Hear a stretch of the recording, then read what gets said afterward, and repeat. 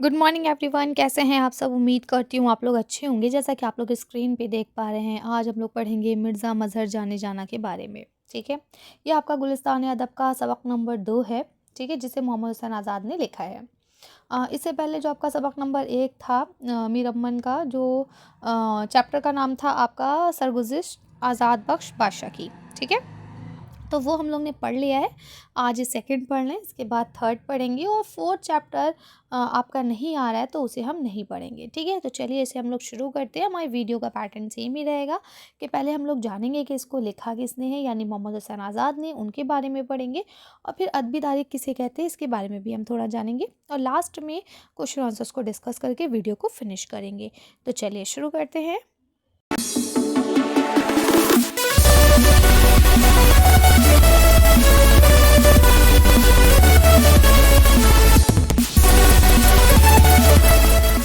तो देखिए, पहले हम पढ़ेंगे अदबी तारीख़ किसे कहा जाता है। तो लिखते हैं तज़किरा-ए, अरबी ज़बान का लफ्ज़ है। तज़किरा जो है वो अरबी ज़बान का लफ्ज़ है। इसके मायने होते हैं याद करना, ज़िक्र करना या बताना। ठीक है, ये इसके अलग अलग माने होते हैं तज़किरे के। ठीक है, क्योंकि तारीख़ से पहले तज़किरा ही हुआ करता था। ठीक है, चलिए आगे देखते हैं। लेकिन उर्दू फ़ारसी में इस्तिलाहन के तौर पर तज़किरा इस किताब को कहते हैं जिसमें शोरा का हाल और उनके कलाम के कुछ नमूने दर्ज किए जाए। तो पहले ज़माने में क्या होता था कि जो बड़े बड़े शोरा हुआ करते थे वो कब कहाँ पैदा हुए, उनसे मिलते थे लोग, और उनके बारे में थोड़ा सा उनकी कहते हैं ना जीवनी, है ना, यानी उनकी सवाने हयात कि वो कब कहाँ पैदा हुए और कैसे उनके माँ बाप का क्या नाम था, कितने भाई बहन थे, है ना, उनकी जो ज़िंदगी है वो किस तरह से गुजर बसर हुई, ये सारी चीज़ें लिखी जाती थी। और कुछ उनका जो कलाम जो बहुत अच्छा होता था उसको वहाँ दर्ज कर दिया जाता था, ताकि पढ़ने वाले को लगे कि ये बड़ा शायर है, अच्छा शायर है, और इसे पढ़ा जाए। ठीक है, हालाँकि इसमें ज़ाहिर सी बात है बड़े ही शोरा शामिल किए जाएंगे, वरना तो ऐसे कितने शोरा गुजर गए हैं जो गुमनामी में है ना, जिन्हें आज हम जानते भी नहीं हैं। ठीक है, चलिए आगे देखते हैं। तो यहाँ लिखते हैं अरबी, फ़ारसी और उर्दू में मुतअद्दिद तज़किरे लिखे गए जिनमें सिर्फ शोरा और अदबा का नहीं बल्कि अम्बिया, औलिया, उलमा और बादशाहों तक का ज़िक्र किया गया है। ठीक है, जिस दौर में लिखा, जिसने अब मान लिए एक दौर में लिखा गया, ठीक है, उस दौर में बादशाह का भी उसने ज़िक्र कर दिया।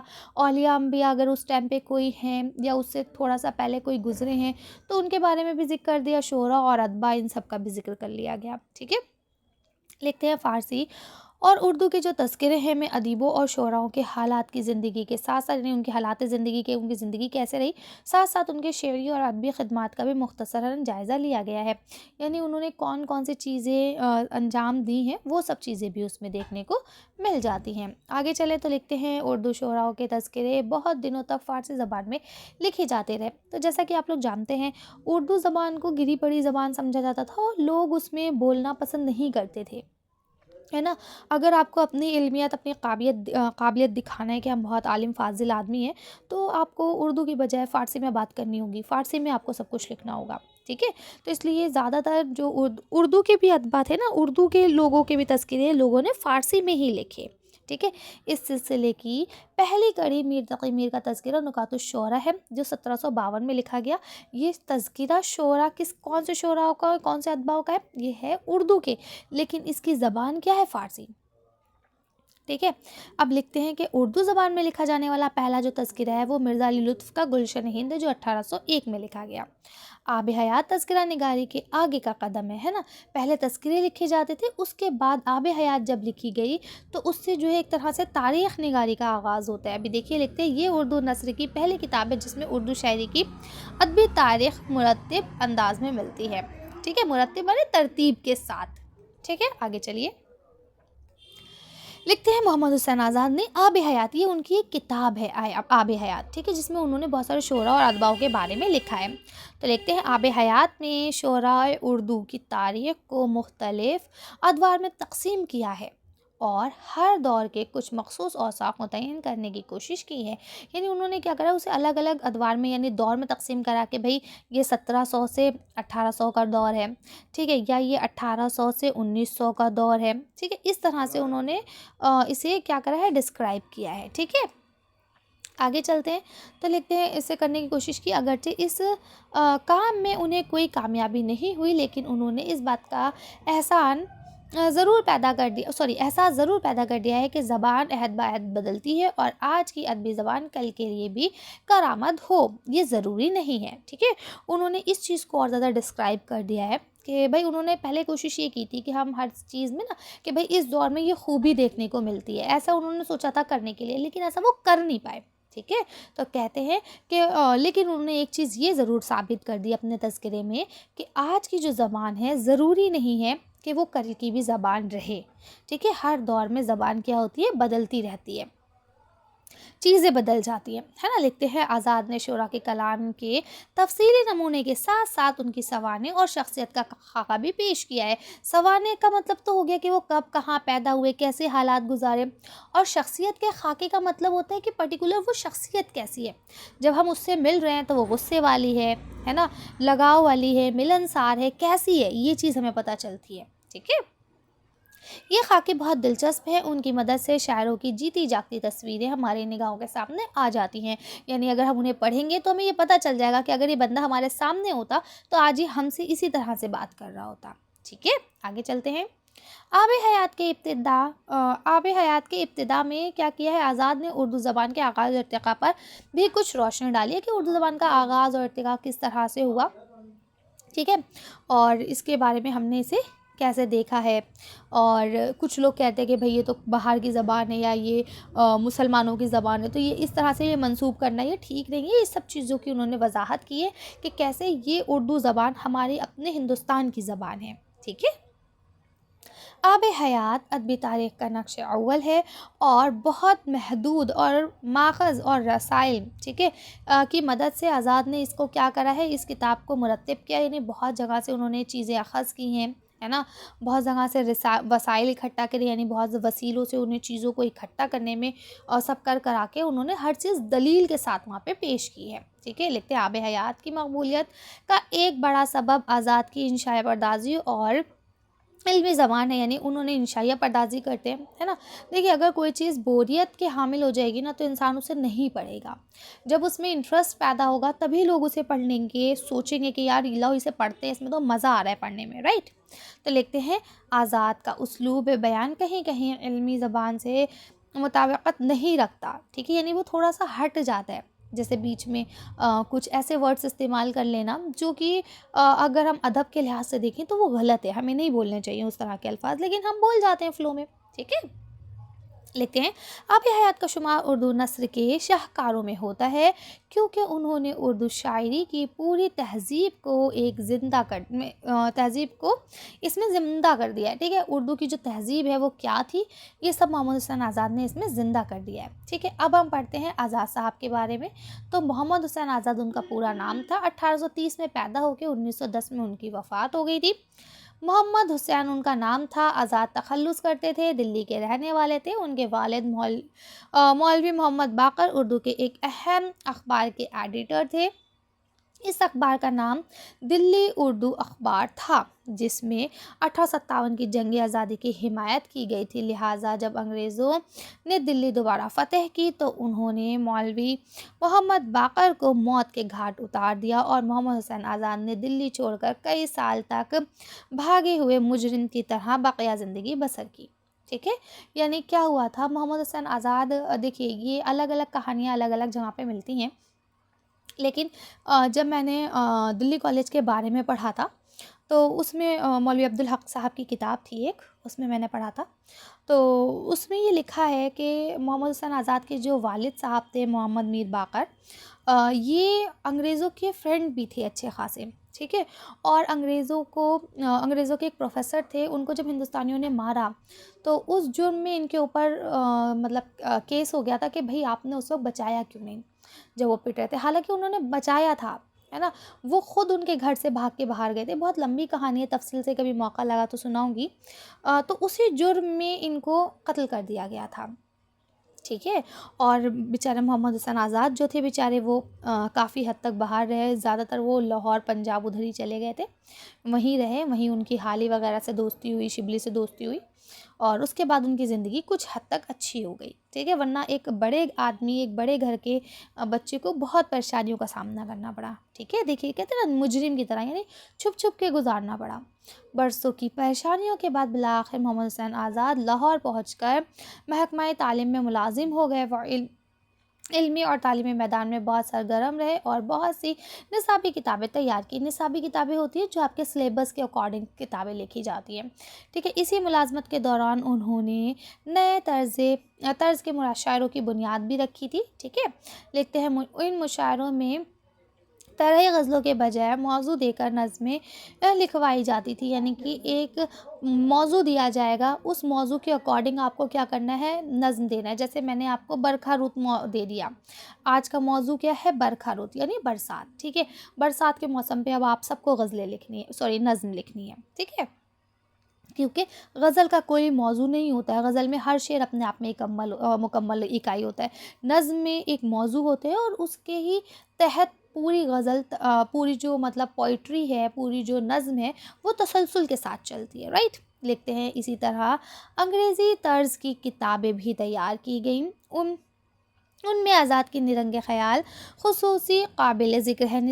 نرنگ خیال جو ہے ان کی انشائیہ پردازی کی ایک کتاب ہے، ٹھیک ہے، جو بہت اہمیت رکھتی ہے۔ محمد حسین آزاد کی تصنیف میں سب سے زیادہ شہرت آب حیات کو ملی، اسلوب کی دلکشی کے باعث آب حیات اردو کی سب سے زیادہ پڑھی جانے والی کتابوں میں شامل ہے، ٹھیک ہے، یعنی انہوں نے بہت ساری کتابیں لکھی ہیں لیکن اس میں جو شہرت ہے وہ کس کو ہے، آب حیات کو ہے، ٹھیک ہے۔ لکھتے ہیں علم زبان پر سخندان فارس بھی ان کی ایک اہم تصنیف ہے، ٹھیک ہے، یہاں تک آپ کو کلیئر آ گئی۔ اور انہوں نے بہت ساری کتابیں لکھی ہیں جس میں ایک نرنگ خیال بھی ہے، ایک آب حیات بھی ہے نا، ایک سخندان فارس بھی ہے، تو بہت ساری ان کی کتابیں ہیں۔ لکھتے ہیں آزاد کرداروں اور واقعات کا اس طرح بیان کرتے ہیں کہ وہ چلتی پھرتی تصویریں بن جاتے ہیں۔ ان کی تحریر مناسبت الفاظ، یعنی ان کی جو تحریر ہے اس میں الفاظ بہت اچھے ہوتے ہیں، استعاروں کی دلکشی ہوتی ہے نا، بہت جلد یاد ہو جانے والے صفت رکھتی ہے، یعنی وہ اتنا اچھا لکھتے ہیں کہ کوئی بھی چیز آپ کے دماغ میں نقش کر جائے۔ تو اسی میں ہی انہوں نے مرزا مظہر جانے جانا جو ایک بہت بڑے شاعر تھے ان کے بارے میں لکھا ہے، ٹھیک ہے۔ اب اس کو ڈیٹیل میں آپ پڑھیں گے تو آپ کو اور اچھے سے سمجھ میں آئے گا، لیکن دیکھیں یہاں لکھتے ہیں آب حیات میں محمد حسین آزاد نے مرزا مظہر جانے جانا کے حیات اور ان کی شاعری کا جائزہ لیتے ہوئے بتایا ہے کہ ان کے والد عالمگیر کے دربار میں ایک اچھے عہدے پر فائز تھے، ٹھیک ہے۔ عالمگیر یہ بادشاہ ہو گئے، ان کے دربار میں ان کے پاپا کیا تھے، ایک اچھے عہدے پر فائز تھے۔ والد اور والدہ دونوں ہی کا تعلق اچھے خاندان سے تھا، یعنی وہ اونچے خاندان کے تھے، ٹھیک ہے۔ آگے لکھتے ہیں ان کے دادا بھی سرکاری عہدے پر فائز تھے۔ ان کے پردادا سے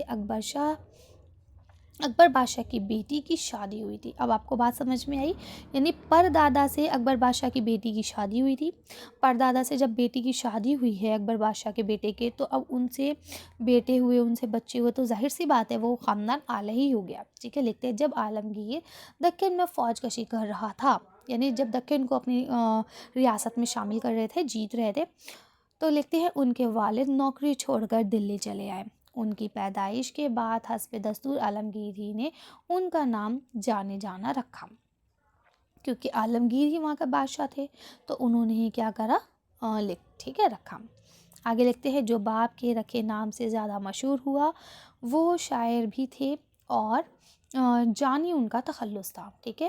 یعنی ہم یہ کہیں گے کہ مرزا مظہر جانے جانا کا جو یہ نام ہے یہ عالمگیر بادشاہ نے انہیں دیا ہے، ان کے پاپا نے جو نام رکھا ہے وہ آج لوگوں کو کم ہی یاد ہوگا، ٹھیک ہے۔ اور وہ جب شاعری کرتے تھے تو اپنا تخلص جانی رکھتے تھے۔ 16 برس کی عمر میں یتیم ہو گئے تھے، 30 برس تک مدرسوں اور خانقاہوں میں جھاڑو دی اور تصوف کی وادی کی سیر کرتے رہے، یعنی 16 برس میں ماں باپ دونوں کا انتقال ہو گیا، یتیم ہو گئے وہ، ٹھیک ہے۔ تو 30 برس تک، اب 16 سے 30 کا آپ اندازہ لگا سکتے ہیں، تقریباً 14-15 سال، ٹھیک ہے، مدرسوں میں اور خانقاہوں میں رہے، ہے نا، جہاں پہ پڑھائی ہوتی ہے، پڑھایا جاتا ہے، خانقاہ جہاں پہ جو آپ کے بزرگان دین ہوتے ہیں، اولیاء انبیاء ہوتے ہیں، وہ کیا کرتے ہیں، وہاں پہ درس دیتے ہیں، ہے نا، دی، اور بھائی جھاڑو دینا، تصوف کا کام کرنا، یہ ساری چیزیں انہوں نے کی۔ لکھتے ہیں اگرچہ ان کی تحصیل علمی عالمانہ نہ تھی مگر حدیث کا علم انہوں نے بخوبی حاصل کیا تھا، یعنی انہیں سند وغیرہ نہیں ملی لیکن انہیں حدیث کا کافی علم تھا۔ تو لکھتے احکام شریعت، یعنی جو شریعت کے حکم ہیں ان کی سخت پابندی اور واضح دار انسان تھے، یعنی اللہ پاک نے جو حکم دیے ہیں کہ بھئی آپ کو ایسے نماز پڑھنی ہے، جھوٹ نہیں بولنا ہے نا، جو کچھ ہمارے فرائض ہیں، جو کچھ ہمیں سنتیں دی گئی ہیں، تو وہ ساری چیزیں وہ بہت اچھے سے نبھاتے تھے۔ نازک مزاج ایسے ٹیڑھی ٹوپی پہن لیں تو سر درد ہو جائے، ہے نا، یعنی اگر ٹوپی ایسے سیدھی رکھنے کی بجائے ہلکی سی ٹیڑھی ہو جائے گی تو ان کے سر میں درد ہو جائے گا۔ جس چارپائی میں کان ہو اس پر بیٹھ نہ سکے اور پریشان ہو جائیں۔ اب آپ سوچ رہے ہوں گے میم چارپائی پہ کان کیسے ہوتا ہے؟ دیکھیے بیٹا، جو چارپائی بنتی ہے وہ اس طرح سے ایگزیکٹلی ہوتی ہے، لیکن کئی بار کیا ہوتا ہے ڈنڈے ٹیڑھے ہونے کی وجہ سے نا وہ کچھ اس طرح سے بھی ہو جاتی ہے، ٹھیک ہے، تو یہ ہلکا سا کان نکل آتا ہے، ایگزیکٹلی بالکل آپ کی ریڈ ٹرائنگل نہیں بن پاتی ہے وہ، ٹھیک ہے، ریڈ ٹرائنگل سے ہلکا سا ایک کونا کدھر سے بھی نکل جائے گا، تو اسے کہتے ہیں چارپائی میں کان ہونا، ٹھیک ہے۔ تو اگر ایسے چارپائی میں جس میں کان ہوگا اگر اس پہ بیٹھ جاتے تھے تو آپ کیا ہو جاتے تھے؟ پریشان ہو جاتے تھے۔ گھر آئے مہمان اور وہ بھی ایک نواب سے اگر غلطی سے آپ خورا ٹیڑھا ہو جائے تو برہم ہو جاتے تھے، ٹھیک ہے، یعنی اگر کوئی مہمان آیا، ٹھیک ہے، اور وہ مٹکا جو کوزہ ہے آپ خورا کہتے ہیں مٹی کے برتن کو جس میں پانی رکھا جاتا ہے، اگر وہ سیدھے کی بجائے ہلکا سا بھی ٹیڑھا ہو گیا نا تو برہم ہو جاتے تھے، یعنی غصہ ہو جاتے تھے، ایک دم ہی اسے ڈانٹ دیتے تھے، ارے صحیح سے رکھو اسے، ٹھیک ہے۔ تو لکھتے ہیں اصلاح دینے اور شاگرد بنانے سے یوں گریز کرتے، ٹھیک ہے، یعنی نہ تو وہ کسی کو اصلاح دیتے تھے اور نہ ہی اپنا کسی کو شاگرد بناتے تھے۔ تو لکھتے ہیں لوگ کہتے ہیں مر گیا مظہر، فی الحقیقت میں گھر گیا مظہر، یعنی لوگ کہتے ہیں کہ مظہر کیا ہے؟ مر گیا ہے، لیکن حقیقت میں مظہر کیا ہے؟ گھر گیا ہے، یعنی انہیں حقیقی زندگی سے زیادہ لگاؤ تھا، یعنی اللہ پاک والی زندگی ہے نا جو موت کے بعد ہے، یہ تو سب کیا ہے؟ سرائے فانی ہے۔ لکھتے ہیں 7ویں محرم کو ایک دشمن نے رات کے وقت مرید بن کر گھر پر آواز دی کہ میں مٹھائی لے کر آیا ہوں، باہر نکلیں، اس نے گولی مار دی اور بھاگ گیا، یعنی ایک دشمن تھا۔ اب مجھے یہ بات سمجھ نہیں آئی کہ ان کے اتنے اچھے انسان کا دشمن کیسے کوئی ہو سکتا ہے، لیکن یہ بھی ہے کہ کچھ لوگ اپنے دل میں حسد پال لیتے ہیں اور دشمنی خود مطلب کر لیتے ہیں نا، غلط فہمیوں کی وجہ سے بھی دشمنیاں بن جاتی ہیں، تو ہو سکتا ہے وہ اسی ٹائپ کا کوئی ان کا دشمن رہا ہو، تو وہ رات میں مرید بن کے آیا کہ بھئی میں مرید ہوں اور کسی خوشی میں آپ کے لیے مٹھائی لے کے آیا ہوں۔ تو اب یہ ایسا اچھا نہیں لگتا نا کہ کوئی آپ کے دروازے پہ آئے اور آپ اس سے کہیں نہیں صبح آنا، چلو ہمارے سونے کا وقت ہو گیا ہے، لیکن انہوں نے کیا کام کرا؟ گیٹ کھولا، جب گیٹ کھولا تو اس نے انہیں گولی مار دی اور وہ بھاگ گیا۔ گولی لگنے کے بعد 3 دن زندہ رہے اور بے چینی میں یہ شعر پڑھتے رہے، ٹھیک ہے، اب یہ شعر آپ کا پورا فارسی میں انہوں نے لکھا ہے، ٹھیک۔ اس کے بعد دیکھیں یہاں لکھتے ہیں شاہ عالم بادشاہ نے قاتل کو ڈھونڈنا چاہا مگر انہوں نے کہلا بھیجا، کیا بھیجا؟ میں تو کشتہ رائے خدا ہوں اور مردہ کا مارنا قتل نہیں ہوتا، ٹھیک ہے، یعنی میں تو پہلے سے ہی مرا ہوا ہوں، میں تو اللہ کی راہ میں ہی ہوں، ہے نا، میں تو چاہ رہا تھا کہ میں اللہ پاس چلا جاؤں، ٹھیک ہے، اور پھر میرا قتل ہوا ہے تو پھر تو ویسے بھی شہادت والی موت ہو گئی، ہے نا، تو کہتے ہیں اس لیے میرے قاتل کو سزا نہ دی جائے۔ 10ویں کو شام کو انتقال ہو گیا، یعنی 10ویں کی جو شام تھی محرم کی 10 تاریخ کو ان کا انتقال ہو گیا۔ بہت سے لوگوں نے ان کی تاریخیں بھی کہی ہیں، جب بڑے بڑے شعراء یا ادبا کا انتقال ہوتا تھا تو ان کے اس پہ نا تاریخ کہی جاتی تھی، ٹھیک ہے۔ اب یہاں پہ دیکھیے آپ کے سوال جواب شروع ہو جاتے ہیں، تو پہلا سوال جو یہاں آپ کو لکھا ہے مصنف نے مرزا مظہر جانے جانا کے نام اور نسب سے متعلق کیا اظہار خیال کیا ہے، ٹھیک ہے، تو انہوں نے بتایا کہ ان کے والد جو ہے عالمگیر کے دربارے میں صاحب منصب تھے، ٹھیک ہے، اور نسب کے حساب سے ان کے جو باپ ہیں، یہ دیکھیے کیونکہ ہم نے ڈیٹیل میں نہیں پڑھا ہے نا، ہم نے صرف سبق کا خلاصہ پڑھا ہے تو آپ کو اس لیے نہیں پتہ، تو یہاں لکھتے ہیں کہ حنیفہ سے ملتا ہے، محمد حنیفہ رضی اللہ تعالیٰ عنہ سے ملتا ہے جو حضرت علی کے بیٹے تھے، ٹھیک ہے، اور ماں بیجاپور کے شریف گھرانے کی تھیں، ٹھیک ہے، اسی طرح سے اور دادا کی اگر ہم بات کریں تو وہ درباری شاہر میں تھے، ٹھیک ہے، دربار شاہی میں منصب تھے اور ان کا ویسے بھی پرانا ریکارڈ بھی آگے سے ہے نا تیموری خاندان سے ملتا ہے جا کے۔ अगला लिखते हैं सवाल कि मोहम्मद हुसैन आज़ाद ने मिर्ज़ा मज़हर जाने जाना की शख्सियत के किन पहलुओं को उजागर किया है। तो बताया है कि भाई वो नाजुक मिजाज थे, है ना, लुत्फ़ मिजाज थे और सलामती तबीयत के थे, है ना, यानी बहुत अच्छे इंसान थे, ठीक है। और अल्लाह पे तवक्ल करना, क़नाअत करना कि अल्लाह पाक ने जो दिया है बेहतरीन दिया है, ठीक है। तो वो सारी चीज़ें थी, वज़ादारी थी, सलीक़े थे। अगला सवाल अगर आप देखें तो लिखते हैं मिर्ज़ा मज़हर जाने जाना का नाम जाने जाना किसने रखा और क्यों। तो लिखते हैं उस ज़माने में आइन के मुताबिक क्या था, सल्तनत का आइन था कि उमरा की औलादों का नाम बादशाह ही रखेगा, ताकि तो इसी तरह से चनांचे हस्ब रवायत उनके बेटे का नाम भी क्या रखा, बाप ने मिर्ज़ा जान रखा था, ठीक है। बाप मिर्ज़ा जान है और इसलिए उनका नाम क्या रख दिया, जाने जाना, यानी जो जान है उनकी जान, ठीक है, जाने जाना। आगे देखिए लिखते हैं मिर्ज़ा मज़हर जाने जाना बेधड़क की बात को पसंद ना करते थे, यानी बेढंगी जो बातें होती थी। इस बयान की दलील आप कोई मिसाल दे सकते हैं। तो देखिए अगर चारपाई में कान होता है तो वो भी बेढंगी बात है ना। बर्तन टेढ़ा हो जाए, कोई ज़ोर से बोल दे, या जो भी चीज़ें हैं वो भी आप पढ़ के आ चुके हैं, वो सब वो बेढंगी बात को नहीं पसंद करते। इसका ही एग्जाम्पल है। लिखते हैं मिर्ज़ा मज़हर जाने जाना पर चंद जुमले लिखिए और उनके इंतकाल का वाक़या अपने लफ्ज़ों में लिखिए। तो अब आप लिख सकते हैं कि वो बहुत मज़ेदार इंसान थे, बहुत अच्छे इंसान थे और उनको जो है क्या करा था, गोली मार दी गई थी, ठीक है। आगे चलते हैं। अब यहाँ पे अमली काम आपका शुरू हो जाता है। तो यहाँ पहला सवाल आपको दिया गया है कि अपने उस्ताद और लाइब्रेरी की मदद से अदबी तारीख़ से मुताल्लिक़ आब हयात के अलावा दीगर किताबों के नाम लिखिए। तो यहाँ राम बाबू सक्सेना है, जमील जालबी हैं ज्ञानचंद जैन हैं। तो इन सब के आप लोग एजाज़ हुसैन वगैरह लिखना चाहें तो लिख सकते हैं। ये आपके वैसे काम की चीज़ नहीं है। हाँ, अगर एक सवाल ये आपका बन सकता है कि आब हयात का मुख्तसर तारुफ़ पेश कीजिए, तो आप यहाँ से आब हयात के बारे में लिख सकते हैं, ठीक है। तो ये रहा आपका आब हयात के बारे में, ठीक है। यहाँ पे एक दूसरा सवाल और आपका बन गया था कि मोहम्मद हुसैन आज़ाद के उसलूब का क्या है, उसका जायज़ा लीजिए। तो ये यहाँ से आप लिख सकते हैं, ठीक है। वैसे ये क्वेश्चन आपके नहीं पूछे जाते हैं एग्ज़ाम में, अक्सर इस तरह का क्वेश्चन पूछ भी लिया जाता है, तो ये आपको थोड़ा सा पता होना चाहिए। वैसे भी मतलब जो आपने सवानें वगैरह पढ़ी है तो उसके बिहाफ पर ये क्वेश्चन बन जाएंगे, ठीक है। चलिए, तो उम्मीद करती हूँ यहाँ तक आप लोग को सारी चीज़ें क्लियर हो गई होंगी। कोई डाउट हो, कोई कन्फ्यूजन हो तो आप लोग मुझे पूछ सकते हैं। मिलते हैं नेक्स्ट वीडियो में। तब तक की आपसे रिक्वेस्ट यही है कि वीडियो को ज़्यादा से ज़्यादा शेयर करें और अगर पसंद आए तो लाइक करना ना भूलें। मिलते हैं नेक्स्ट वीडियो में। Thank you for watching.